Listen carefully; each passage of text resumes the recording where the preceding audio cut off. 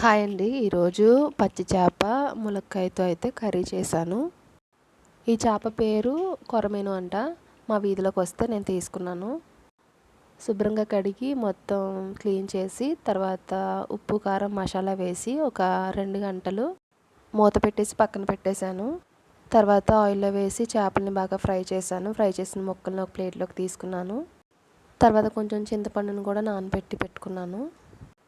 తర్వాత ఉల్లిపాయలు, పచ్చిమిరపకాయలు, టమాటా, ములక్కాయ ముక్కలు కూడా కట్ చేసి ప్లేట్లో పెట్టుకున్నాను. తర్వాత చేపలు ఫ్రై చేసిన కళాయిలోనే మళ్ళీ కొంచెం ఆయిల్ వేసేసి ఆనియన్స్, పచ్చిమిర్చి బాగా ఫ్రై చేశాను. ఫ్రై అయిన తర్వాత టమాటా ముక్కలు కూడా వేసేసి బాగా ఫ్రై చేసి 2 సార్లు కలిపాను. తర్వాత కట్ చేసి పెట్టుకున్న ములక్కాయ ముక్కలు కూడా వేసేసుకొని ఒక 10 నిమిషాలు మగ్గబెట్టానండి.